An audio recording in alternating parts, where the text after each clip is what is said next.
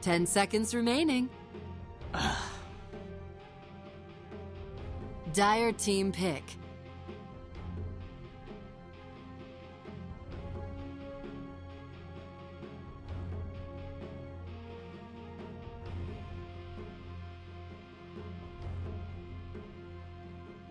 Ten seconds remaining. 5 seconds remaining. Reserve time.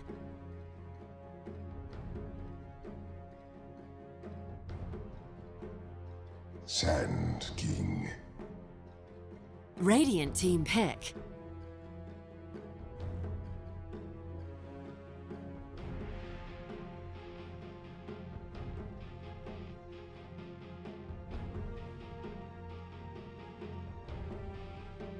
Ten seconds remaining. 5 seconds remaining. Dire team pick.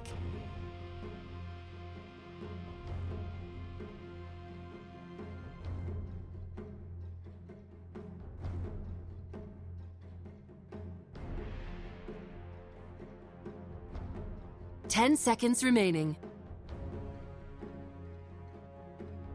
5 seconds remaining. Reserve time.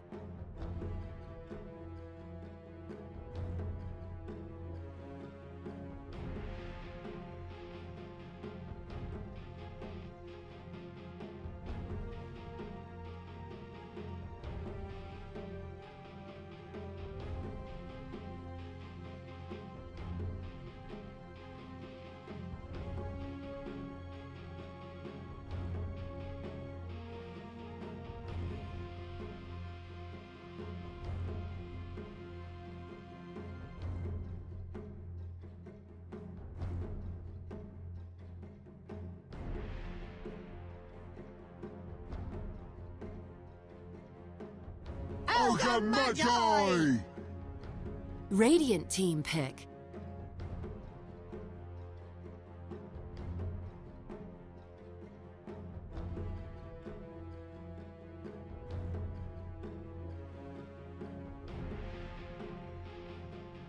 Ten seconds remaining. 5 seconds remaining.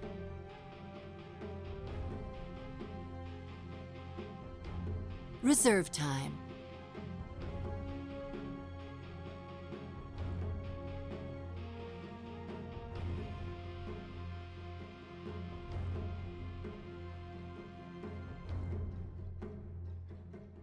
Vengeful spirit. Dire team ban.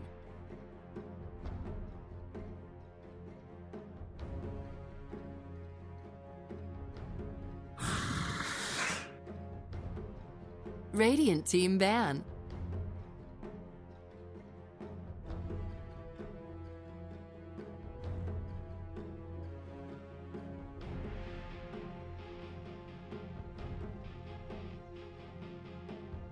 Ten seconds remaining. 5 seconds remaining.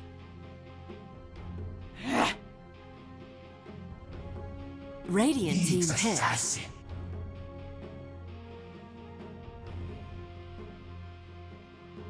Dire team pick. Alchemist.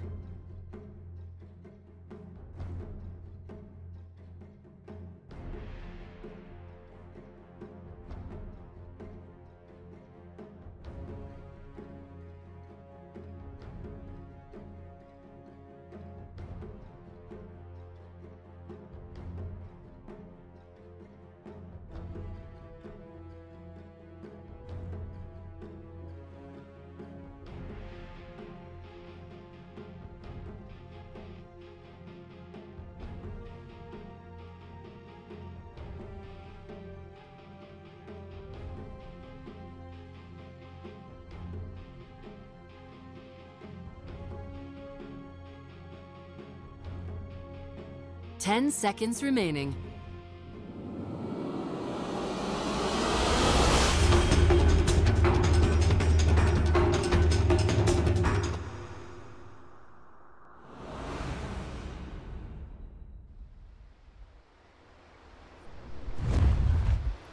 with a race spam in the early game.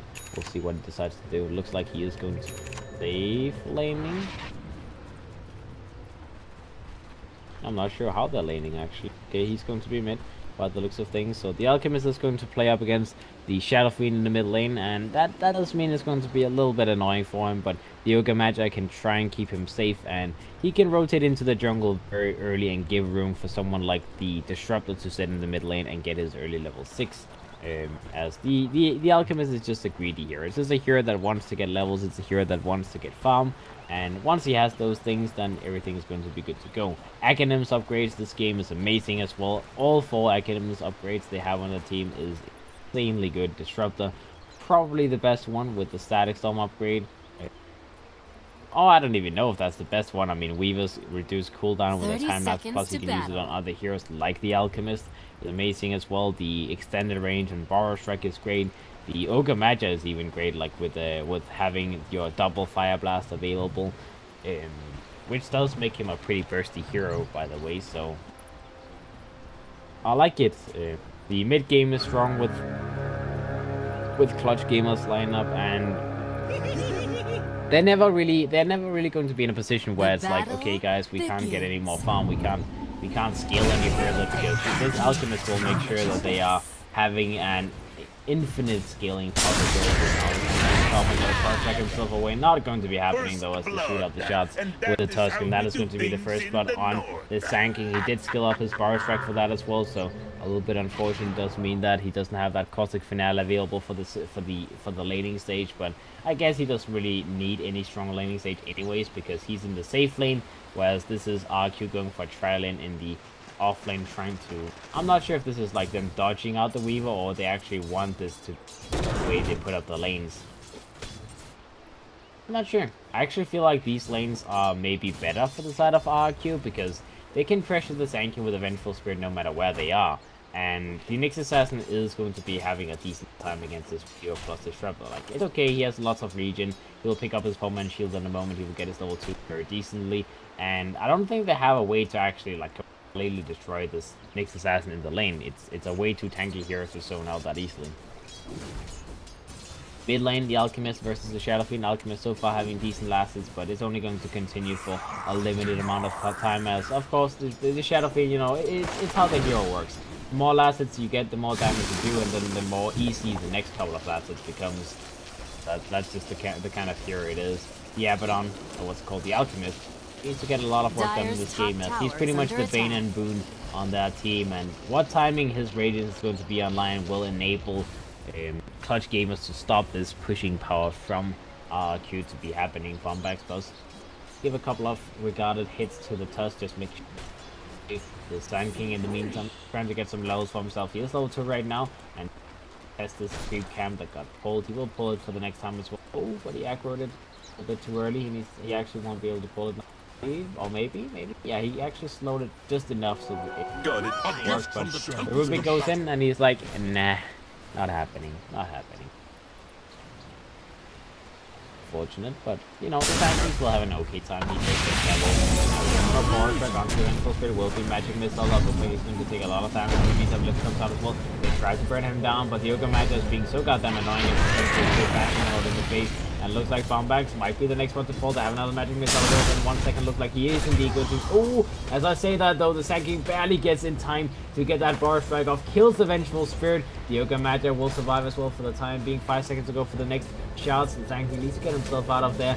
He goes for a little hit onto that Tusk, and that is going to be the end of it. They might go for the Sanking next, as he does not have enough mana for Borrow Strike. The Vengeful Spirit comes back and Lift comes out, and that is going to be a dead Sanking, as it will be a 1-for-1 trade-off in the top lane. But the Sanking managing to shut down the Vengeful Spirit first is going to be well worth it. He could have avoided dying there, but I mean, in the end, it's still good enough. The Yoga Magi survived, and that was like right on point. That the Vengeful Spirit was maybe like half a second for his Magic Missile was on off cooldown, where he would have killed the Yoga Magi, and then the Sanking just goes in and ruins his life.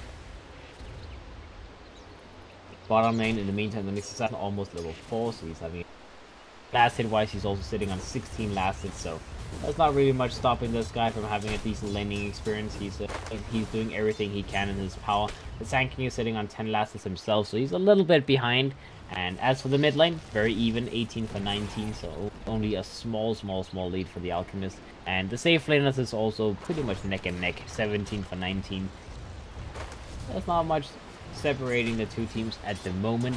It is RRQ that has a small net worth lead right now, 500 gold in their favor, but that can change at any point. So it's only going to be for the start.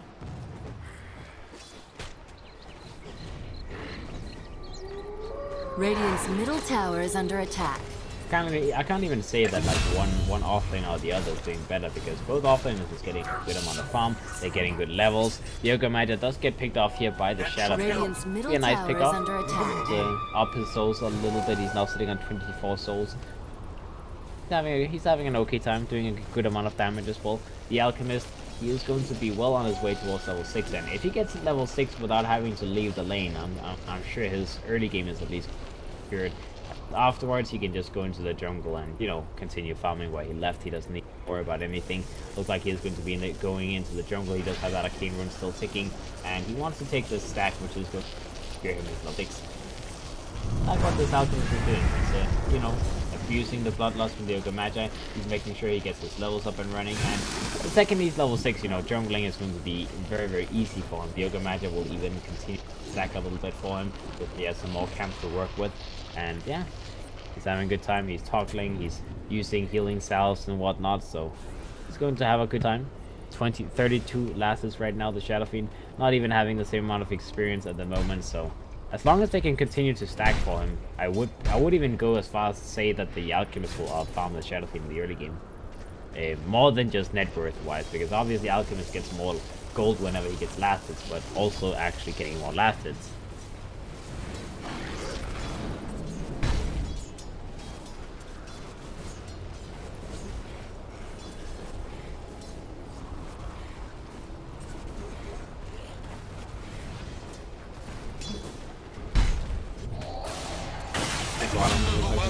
Might be in trouble, but he does turn around, he gets a nice back carapace on off. He goes invisible now as he just takes level 6, and he goes invis, he walks away. He will be able to survive. He picks up arcane boost. He might be able to turn around and go on this Weaver if he feels like it, as he would have to hit him, and then he would have to use his mana boots to get that impale off. So that would be a lot of damage being done. He tries to, he gets hit out, he gets back himself up. He does have a heal available, but it's not enough damage. He just does a little bit of damage just to annoy the Weaver a little bit. He does secure his levels here as well, and that is going to be 7 all of these creeps. So all in all, that's a very nice turnaround. He survives, he gets a kill on the disruptor, he gets his arcane boots up and running, and he's going to be very happy with how that went.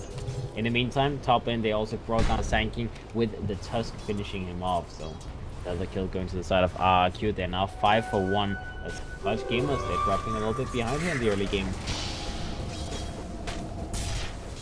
Bocarino on that next assassin, having fun, you know, being a nuisance. Dyer's 7 down the bottom and 36 lasts on this guy, as well as overall net worth lead. We can see the Alchemist is number 1, but that's kind of what the hero does, and then he's followed with 3 heroes. So they are definitely setting themselves up for a very good early and mid game to keep up this pressure.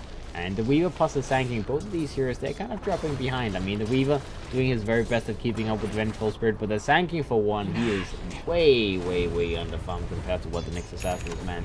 Gets sitting on 1,000 less gold, not even level 6, whereas the next assassin, he's on his way to level 8.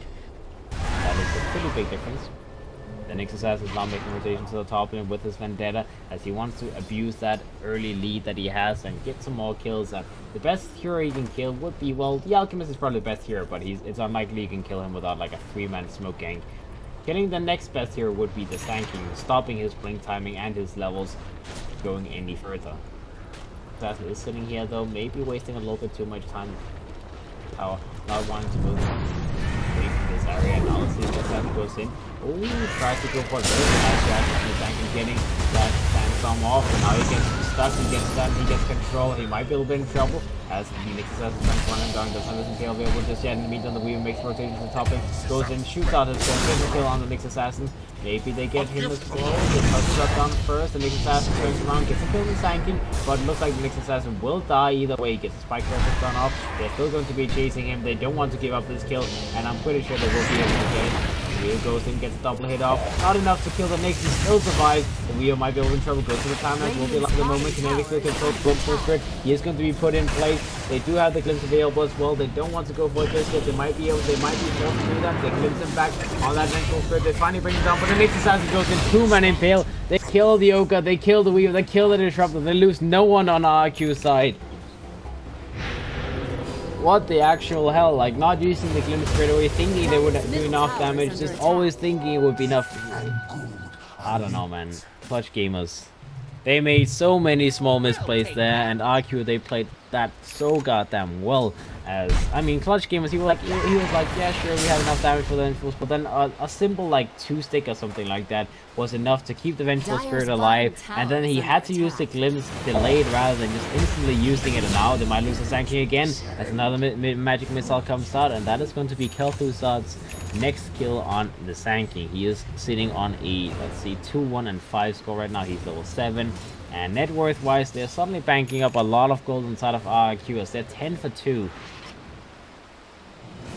It's a lot. That's a lot. Mid lane in the meantime, the Shadow Fiend a little bit in trouble, but they TP in on the Nyx Assassin. Another good rotation being made from him. The Alchemist in the meantime is going in, maybe trying to get a kill on that Shadow Fiend. They do have a glimpse available in 30 seconds, but obviously not really good enough at the moment. Dire's top Again, tower has another fallen. kill on the side of Clutch Gamers, and the Shadow Fiend will survive. Got it. The Rubik is already sitting in position to try and do something on that Radiant's Weaver, just trying to lose a middle little bit tower of is experience so under he can get his level 6 up and running. The Nyx Assassin in the meantime is using his Vendetta. He's on the move. He wants to go down and do some more work, as it is going to be the Weaver who is in position here. He does have a Sentry Ward available on the Weaver, so he knows if the Nyx Assassin is in the area on the lane.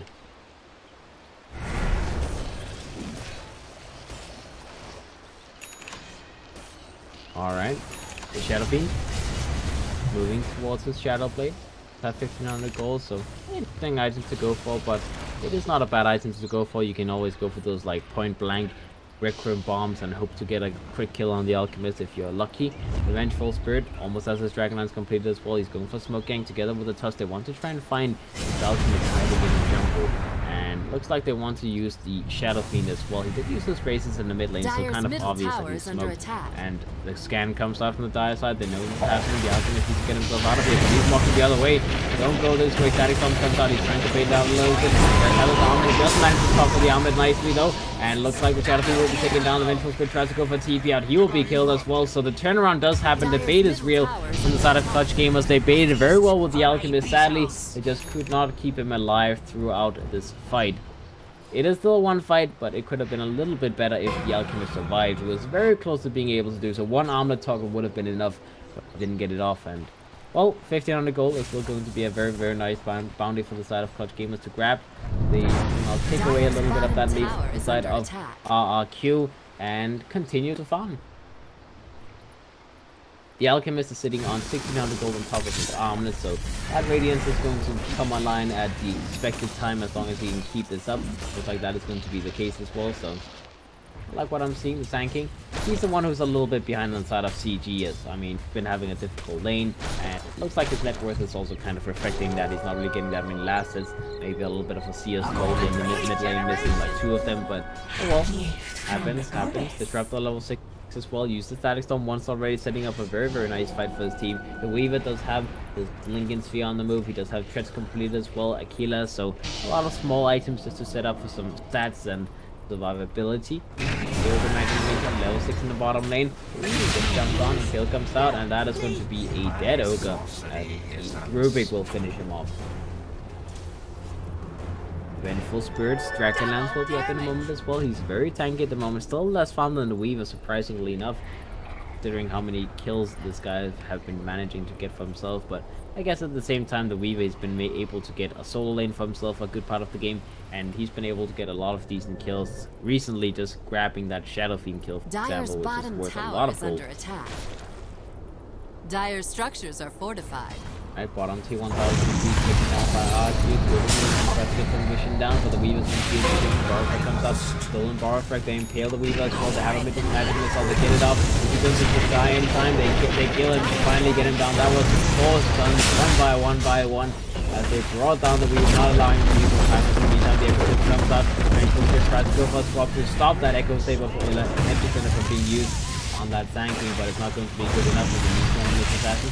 Tries to go for the spike there, but he does get played around with it a little bit. Spike bomb back as he tried to use the animation, cancel it, and then used it again. Finally dies off without the spike carapace doing anything from the next assassin. In the meantime, the next assassin is going to be worth that. He does have a few more seconds to go. Impale comes out, 2 more to go. Gets hit. They might be able to bring down that disrupt. It looks like that's going to be the case. Barfrag comes out, the Zanking still tries to fight up against the next assassin. He wants that kill on the next, and the Shadow Fiend comes into the side. Sandstorm comes out, Double Raise comes out. The Shadow Fiend will be able to get the kill on the Zanking as well. And again, the Nyx Assassin doing so much. Double impales, finding the solo pickoffs every single time, and he survives again.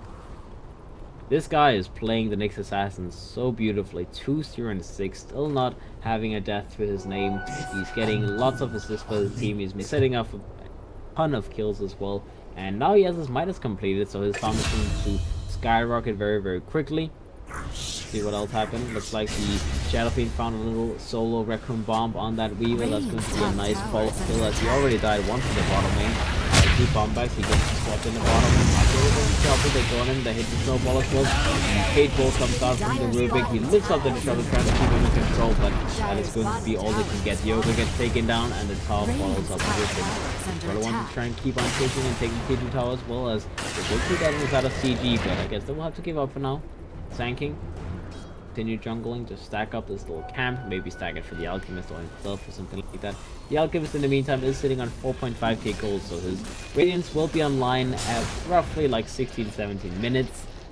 That is what they need, but the Nyx Assassin in the meantime, he's scouting out the area. He is setting up a potential gank on this Alchemist as they want to stop him from farming. They want to shut down this guy. They have shut down everyone else so far. They're 19 for 7. The only one they still have yet to go on is the Alchemist in the jungle. He now tried to go for TP out. He will be a little bit in trouble. He's getting blocked by this Nyx Assassin. Very, very annoying if you're tries to go some top. The armor gets popped. Looks like they will be able to go on. And they can actually pick up that Nyx Assassin though. Get that snowball in the meantime. On the sidelines gets jumped down with the epicenter as well as the static zone from the Zanking. They bring down the Vengeful Spirit. They're now looking to go for that Tusk as well. The Tusk should be taken down easily, and indeed he will be dropped down. He's back on the Nyx Assassin. This is going to be a big kill if they can get it. He's still not died this game. Keep that in mind. Barfrag comes up to the Rubik, trying to control them. 2-man comes to the Alchemist. He goes in. Raze comes out from the Shadow Fiend, brings down the Disruptor, but they get the kill on the Rubik. They don't get the kill on the Nyx Assassin though. They bring, oh, he's in vision. They see him, but it's not good enough. Putting down a Sentry Ward, didn't have any dust available, and he barely got out of that range. So again, the Nyx Assassin survives with about 100 HP or so. Oh well. I'll take your tribute. Still a very good fight for the side of CG. It feels like whenever they're fighting around the Alchemist, it works very well for them. They expect it to be happening, and they just fight around it. They just you know, counter initiate. They make sure the Alchemist doesn't get picked off. And now he has his Radiance completed, so he's going to be in a good position to continue farming and pick up the next big set of items as the Weaver. No, he might be a little bit behind, but he still has some way to go. He can farm up these ancient stacks, and all in all, he's still keeping up with the Vengeful Spirit. As long as he's not behind the Vengeful Spirit, it doesn't matter too much. And what I was missing a second ago was actually the Shadow Fiend moving in and getting a Regum bomb on the Alchemist. That is a good pick off, and I believe that's the second time he gets a core hero kill with that Shadow Blade, so need to be careful on the side of CG. Item wise, we see Arcane Boots on. Disruptor the Zanking is very close to finishing this one. Will be up in 5 gold, so that is going to be completed. Weaver 2,000 gold for his Lincoln Spear. No balls coming out now. Weaver with the jump on. They get a jump on the Disruptor. Stack comes up, keeping the Vengeful as well. The Tusk can control the Weaver in the meantime. They're trying to fight up against him. Shadow Fiend moves in. Barfrag is available. So the static zone comes out on the Zanking, and Zanking will be taken down, as that is 2 more dead on the side of CG. Very, very nice move from Yapiu there. On the Rubik, they swap the Matcha, and he will be the next one to fall. Waller's punch to the face. The Tusk will bring him to his knees. Alright, the Tusk almost has his mechanism completed as well. The Rubik should be well on his way towards his flank. Needs about 1,500 more gold. The Nyx Assassin will have his blink up very soon as well after this Dire tower. Pretty structures much. are fortified. The Vengeful Spirit is trying to go for Shadow Blade himself, as, I mean, Shadow Blade is never a bad item. You go for Slow Edge upgrade as well and just be a little sneaky, abuse the enemy's vision, force him to buy more sentries. See the tanky moves in, gets it up into the air, Power Strike comes up, gets a little bit of time to work with, and here comes the stun on the Alchemist. The Shadow King gets taken down, the Nyx Assassin is a little bit in trouble. The Dust comes out trying to get some vision off him. They do have the vision of this Nyx Assassin. They tried to run him down, they tried to follow him. The Alchemist as well as the Weaver's keeping on. They need to continue. The Dust is going to run out very soon. Can they get this kill? Nope, not going to be good enough. The Alchemist will have to use that stun on his own face. They still kill the Shadow Fiend as well as the Rubik, and they kept the Sanction alive. So again, they counter-initiated perfectly, and that's again 2,000 gold going to the side of CG. So it feels like overall RRQ, they're winning the early game, but they have these small kind of fights that they give away to the side of Clutch Gamers.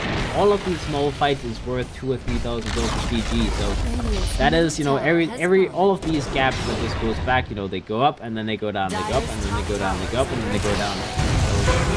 CG can keep this up, they're going to be in a good position. Tanky goes back in, gets a 2-man bar strike off against Rubik. Rubik is going to go in trouble, goes to that stone status. That's on for the last time before dying, and he drops down either way. This Assassin to get some damage done onto this Yoga Matter. The Yoga Matter goes to the dust in the meantime. Goes to the Bloodlust on himself, tries to get himself out. Vengeful Spirit swaps onto the Yoga Matter. The Nyx Assassin tries to go in on him. He does get a hit off onto that Ogre. In the meantime, the Alchemist stuns out the Nyx Assassin. Nyx Assassin will be taken on. 1 more second to go before he can go for the Spike Carapace. He will be killed. That is a dead Nyx. And that is going to be the Ogre and the Disrupt are dead inside of Clutch Gamers, but they get 3 kills in return, 2 of them being worth a lot of penny. A big penny, the Nyx Assassin. I believe that was the first time he died this game, indeed. That is a very big bounty being grabbed by the Weaver, getting that last 400 gold in his pockets. That is his Lincoln Sphere completed in a moment. The Alchemist does have the Travel Boots on top of that Radiant and the Armlet. He will probably just go straight into that, you know, Mantis style, Octarine kind of build. Shiva's got all of the expected old school items on the Alchemist. Nothing fancy, nothing new perhaps. But it's still a very good build. The Sand King is moving towards his 4 staff, to have the staff of Wizardry completed in a moment as well. Side of RRQ, looks like the Rubik changed this build a little bit, goes for the Glimmer Cape instead. Vengeful Spirit does have that Shadow Blade complete. It's kind of interesting how many invisible items they want to have inside of RRQ. It's maybe a little bit too much having 2 Shadow Blades and 1 Glimmer Cape plus a Nyx Assassin.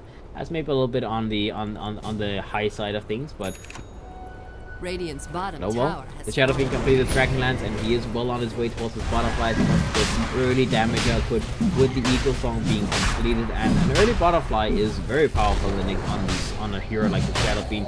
If you get that up and running, the Alchemist is not going to be that hard to kill, as you do a lot of reckless damage. Vengeful Spirit, of course, that Shadow Fiend. Let's see, in the back line to Weaver. Again, they're in trouble, tries to survive, but they have so many stuns, they just keep using them. Static Storm comes out, that's a 4-man Static Storm, that's a huge one. The Epicenter on top of it all, as the Vengeful, the Tusk will drop down on the side of RRQ. They buy back the Tusk, they know they need to take this fight. They just pick up the Aegis and the Shadow Fiend, so they should be able to keep him alive for a long enough time to continue this fight. Rubik will be taken down next. That is 3 down inside of CG. The Nyx Assassin tries to get that Spike Carapace done on them, and looks like that is going to be the end of the fight. They keep the Aegis here alive, the Shadow Fiend, and the Aegis is still available. He goes invisible, he tries to get a little bit closer onto Bombax, maybe trying to go for a point blank soul of Regum of Souls, but looks like he's not going to be able to find that extra kill.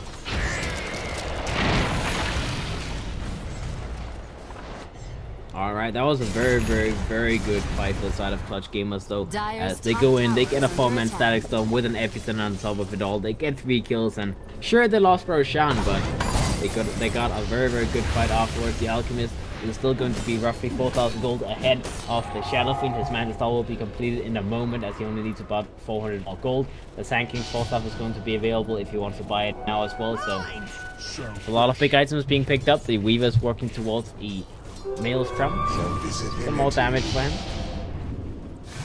And let's see what else. The Sand King is in the position now, trying to follow down this Rubik. Goes for a Power Strike on it. Does have a Sandstorm available. Goes to the Sandstorm just to make sure that he doesn't actually steal the Power Strike at the very least. He puts it back. He does have the Sandstorm available. We'll go for the Sandstorm. We'll try to use a little bit of freedom, a Sentry or a Dust or something to get that kill, and they will drop down a Sentry, but a kill is going to be gained no matter what.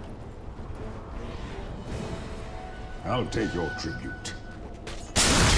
The Sand King could decide to go for an EVOS set before he goes for the 4-star just for a more defensive item, but you know, one or the other is going to be purchased for sure, and he will probably go for both of them. Having Blink Force Eel is always lovely on the Sand King. He could also go for Shadow Blade this game. I have seen that being built sometimes on Sand King. I don't know so much about it myself, like I don't feel like Shadow Blade is an amazing item on Sand King, but some people like to build it. Weaver, well on his way, pushing down the bottom lane. They did lose the T2 tower on the top lane, so they only have one more other tower on the side of Clutch Gamers, the Alchemist. That was Mantis Cloud completed now. 400 gold on top of that, moving towards the Octarine core next, and Nyx Assassin is trying to set up for a kill in the top lane. Funny enough, working towards a type of insight by the looks of things for his team, so he wants to be able to tank up his team a little bit. Curious item on Avengeful, but I mean, a teamfight item is a teamfight item. Does help them if they want to try and push high ground early, having a pipe so they don't have to deal with the Radiance during that much. The Shadow Fiend with that butterfly completed as well. He is sitting on, you know, the early kind of power spike, with that butterfly being his first really big item. The Alchemist now looking for initiation, does have the stun available, but doesn't really get it off. In the meantime, the Shadow Fiend gets self-stunned. ProDotA comes up from Sankey. In the meantime, the Alchemist is stunned in the backline, so I don't think they can fall off and get this kill on the Shadow Fiend. He will go for Regum Assault. He will get a kill on the Ogre Matter. He drops down. Weaver in the meantime is hiding himself in the trees. He will be able to TP himself out, as I didn't realize he was sitting in there. So at least they only lose the Ogre Matter. They could have maybe gotten the kill on the Shadow Fiend, but sadly the Alchemist ended up stunning himself, so he was kind of out of order for at least, like, you know, 3-4 seconds.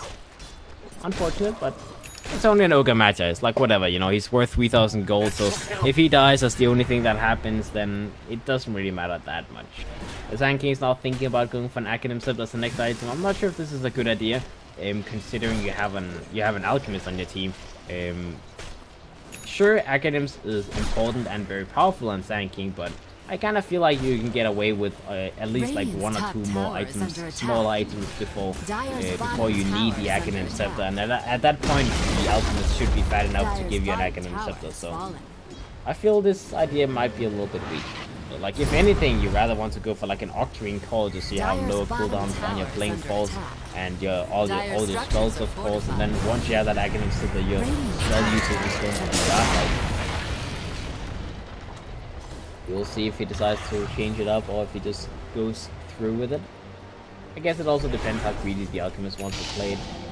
Some Alchemist players, they go the whole way. They go for the Octarine Call, then they get the Shiva's God, then they replace the armor with an Assault Crest, then they try to replace something else with an Abyssal Blade, and then, I mean, if you're that kind of Alchemist player who gets who gets like 8 items before you worry about picking up Academ Scepters, then sure, you know, the Sand King might just want to get it himself, but if not, then I feel like you should just wait for the See, Fireman Smoking comes up from the side of Clutch Gamers. They're looking for initiation. They just used a scan to see if anyone was sitting on the shrine. No one was there, and now they're moving into the mid lane. The next assassin is going to be hiding himself in the trees right now. Let's see where they find someone. The Shadow Fiend is going to be invisible for now. They go for Bar Strike. The Sand King gets himself away, goes invisible, tries to survive, but he's going to be a little bit in trouble. Will be burned down very, very low. Kinetic Field comes out to cover his retreat, and well, not the best initiation in the world, but they don't lose anyone. Oh, they might still use someone yet, as the Alchemist gets jumped on. He gets his ultimate on cooldown for the next 3 seconds. He gets stunned up by the magic missile. He does have his ultimate available now. Another banner burn comes up from the next assassin. He goes into his vendetta from Snowball, comes out of the Ogre Match. In the meantime, bottom lane, backline, Static Storm comes up. The Disruptor gets a good Static Storm off. Nice as well, trying to spike Carapace. Gets used on the Alchemist in the meantime. The Ogre Match is already dead. There's still the Acid Spray with the Rubik. Weaver tries to maybe think about going in, but he will have to back himself up. The Alchemist is also running away. The Sand King is in position to go for something if they need to. The next assassin goes in with the Spike Carapace. Doesn't manage to get his mana burn off in time, and it's going to be the end of this attempt. The Nyx does have his Hood of Defiance complete, almost a full pipe. Does have his levels up and running, you know, full mana burn levels. Level 17, and well, doing a lot of damage at the very least. The Spike Carapace stun is actually super annoying against the Alchemist. It does control him pretty nicely. You can pretty much make sure you always get that 4-second stun off onto the Alchemist because of the Radiance.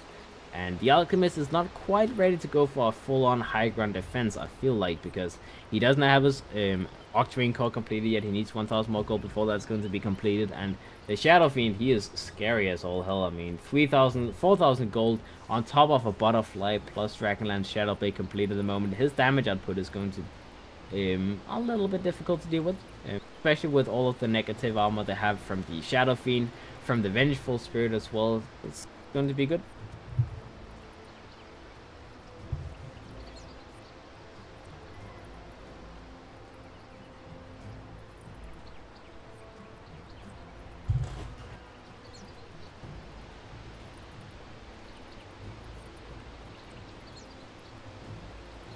Alright, that's going to be a BKB completed by the Vengeful Spirit in a moment as well. The Rubik does have his Glimmer Cape completed now, so he's going to be able to keep himself or someone else alive quite easily. The Tusk does have that mechanism as well, so they are ready for this 5-man choo-choo train. The Alchemist is trying to move into a position to try and kill this backline creep wave. He does have an Invis rune an illusion rune available as well, so that is going to help him get that last little bit of farm as his Mat is also on cooldown for the next 8 seconds, but I'm not sure if his creeps is going to be fast enough to actually, like, if he picks up the illusion rune, he sends up one of the illusions up like this throughout the trees. They will be a little bit late, but I guess he can try and kill them. Looks like that is going to be the plan. Armel picks up the to pick it up properly. He will send them into the mid lane. The creeps is rocking in, and looks like that is going to be the end of it, as they try to just focus on these things to find one of the illusion runes, one of the illusions, but doesn't act.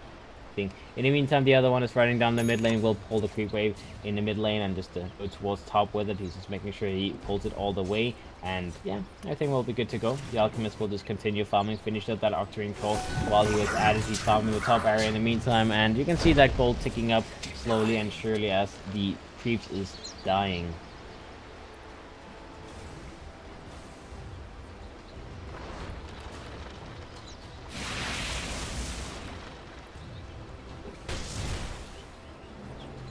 Revolution. A 3-man smoking comes out from the side of Clutch Gamers. They're trying to use all of the support power and the sanking, of course, to set up for some kills. Let's see what they can find here in the bottom lane. I guess the Vengeful Spirit is most likely the one they're trying to look for. They might use the Alchemist as well in this fight. He's working towards an Assault Caress, the next big item, so he wants to just tank up and not really worry about anything else. So that is going to be his next greedy purchase. And I guess it makes sense. Yes, the Sanking is still thinking about that Academic Scepter, and considering the Alchemist is still looking for more items. Let's see, what do they find? They go in, they find a jump on that Ruby. Scarlet does it up, and he gets killed easily. Nice little pick off there.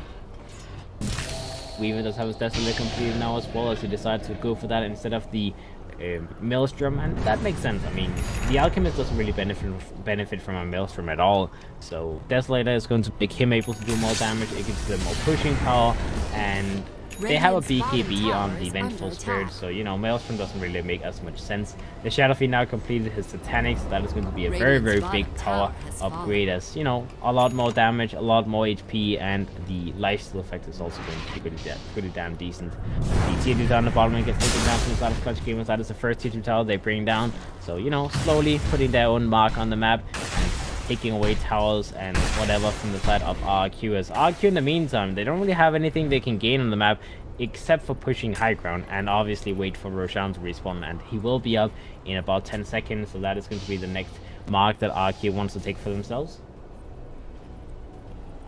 The Alchemist looks like he's actually working towards a BKB. Kind of interesting idea going for BKB, but it's not a bad one. I just feel like you should get an you should maybe like pick up Assault Crest and then get BKB instead of the Armlet, if anything, because having a BKB with Armlet, you don't have that much armor. The Butterfly from the Shadow Field will still give him so much damage against the Alchemist, so I don't think he's having enough survivability with just the items he has here, like Iron Helm replaced with a BKB, but we'll see. We'll see. The Weaver is going to work towards a BKB as well, so I guess this mass BKB on the side of Gamers. The Disruptor not really showing any fancy signs of big items. The Yoga Matter does have a medallion complete, moving towards a Solar Crest, is tanking. Still just banking up gold, sitting on 2200 at the moment. The Actor has taken down Shadow Fiend. They go continuing, so it doesn't get this static from off the time, though he's struggling with dying. The wall comes up, the Yoga Matter looks like it's going to be taken down. Roller punch to the face, and that is going to be dead Ogre as well. Both supports on the side of CG gets taken down. In the meantime, they send Illusions, they send the Weave out, as they want to just try and delay this push from happening. They want to just push them away. The Teaser down, the top lane will be taken down. In the meantime, RRQ, they're finishing off Roshan, and that is going to be the nice trade they can get for themselves. The Weaver TP's out from the mid lane. Goes they were at least thinking about contesting this, but they will have to give up on that attempt as it's already down. RRQ, they picked up the Aegis once again on that Shadow Fiend, and he is ready to finish off this game, as this is the most important Aegis they can possibly have on the side of RRQ. They need to end the game now. They need to get racks now, otherwise it is going to be CG's game to lose. We'll see, can Clutch Gamers defend this?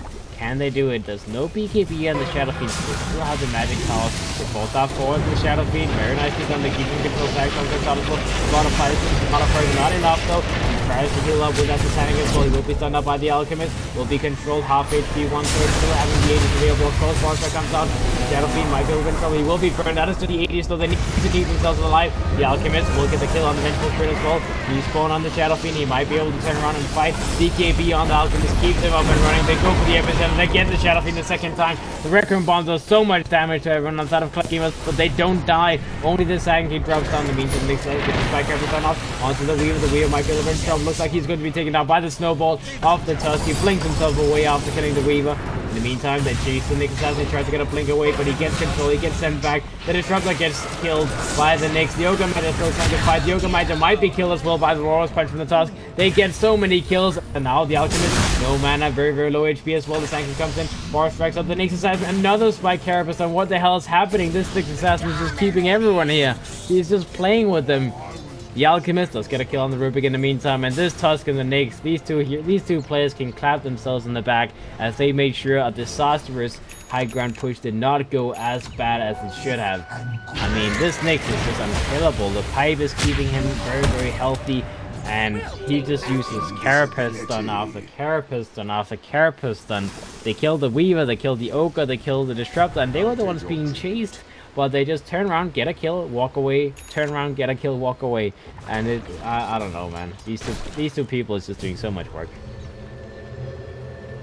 The Tusk is going to be level 20 in a moment, so be a little bit more scary. Obviously, snowball damage is decent now, as it does 200. Well, I guess it does not. Base damage is 200, so it does 350 damage each snowball hit, which is quite a lot of. It's quite a decent nuke. I mean, pretty good. Guardian Greaves completed. The Nyx Assassin hasn't reset the completed now as well. Not really showing any signs of picking up an Acronym setup, but I guess there's not really any reason to eat anyways. The Sankey in the bottom lane. Let's get jumped on, dropped on. Pretty much no mana as well. And he will go first try and he will pick up that little point booster. In the meantime, as he's working on that Acronym Scepter, yet the Alchemist is going to pick up the first Acronym Scepter though. So this is like, you know, this is maybe the time where you're like, Sankey, stop building that goddamn Acronym Scepter. You're going to get one from me. As the Alchemist is finally ready to stop building items for himself. But I do still feel like you should build at least the Assault Cuirass for yourself before you start building Axe. But that is going to be the first Acronyms completed, and someone will get a little bit of an upgrade on the side of Clutch Gamers. I wonder who it's going to be. I guess, all things considered, it will be one of two heroes. If it's not the Sankey, it will be the Disruptor most likely. Or the Weaver. Looks like it's going to be the Weaver, so the Weaver. The good thing about the Weaver is obviously you can use the time-lapse on the Alchemist, which is going to be important in the fights, and also just to give him a little bit more survivability, some more stats, and you know, it helps him out. Something gets taken down by the Shadow Fiend. In the meantime, the Nyx Assassin might be a little in trouble. He does survive. The self-stun comes out from the Alchemist, so that trying to run down. There's Nyx Assassin tries to get a jump on the Alchemist. Not going to be good enough though, as the Nyx Assassin will be taking down the Alchemist. Still dropping down very, very low, but he gets time-lapsed by the Weaver, so that Acronym is already paying off. BKB gets popped. He goes in, tries to focus on the Shadow Fiend. He does have that son of a, the Shadow Fiend will be taken down next as he burns the Radiant, burn the Tusk. Will be followed, gets the shots out, not going to be good enough to survive, and he is going to be the next one. Gets the snowball, paid off, the Alchemist goes for his thing, blink away on the Tusk. Limma Cave as well, he might be able to survive it. He's going to be burned down, but it's not going to be enough to actually kill him. So he will survive, he will get out, but they lost 3 heroes on the side of RRQ, and that was off the back of that Acronyms that he just picked up on the Alchemist and instantly gave it away to the Weaver, as if not for that time, I'm pretty sure they would have been able to burst him low enough to actually get that kill on the Alchemist. The Shadow Fiend might have still died, but they would have gotten the Alchemist's kill at the very least. But that didn't happen, so good fight for the side of Clutch Gamers. The net worth lead that RRQ had us moments ago, they had a 6,000 net worth lead at their prime time in this game, but now it's down to 0 as It is clutch gamers are starting to ramp up their own gold lead. The tank gets hit by a little power strike from the Rubik. He does have enough gold to pick up his Academic if he wants to, but I mean, I guess the only reason you would bank your gold is pretty much because the Alchemist is in the position of buying Academic for the whole team, so why would you pick one up on the tanking? Like I said, the Octarine Core would be more logical, if anything. But we'll see what he decides to go for. The Alchemist if they buy mana burn, he's now on 0 mana, needs to be a little bit careful. He might have to pop his BKB here just because that mana burn is annoying as all hell. He cannot use his ultimate right now. He will pop his ultimate just to survive, and I guess that's going to be the end of it. He will back himself up slowly. The acid spray actually stunning him up as the next assassin. I mean, he's clicking that button with a spike carapace as crazy as you could possibly do it. And once he gets level 25, it's going to be even worse. I mean, 200% spike carapace damage, that's going to be crazy. And okay, the Sankey finally decides that, okay guys, maybe building an Academic when I have an Alchemist on my team is not a good idea, so he will go for Shiva's God instead, and that point booster can at some point be replaced, will be, what's it called, turned into an Octarine Core. So he'll pick up one more use item before he goes to the Octarine Core, but it is going to be a decent Octarine Core game anyways. I mean, you know, Shiva's God, 4-star playing all of your spells being lower cooldown, that's a decent idea. You might go for Lincoln Sphere first, just because otherwise the next assassin's mana burn is going to be painful, but that's like a greedy item. See the Disruptor moving towards the Ghost Scepter as well. The Alchemist does almost have enough to pick up the Assault Class, so he is indeed deciding that he needs a little bit more tankiness before he's ready for the next set of fights, and it is going to be the replacement for the Armlet. Makes sense as well, makes sense for sure.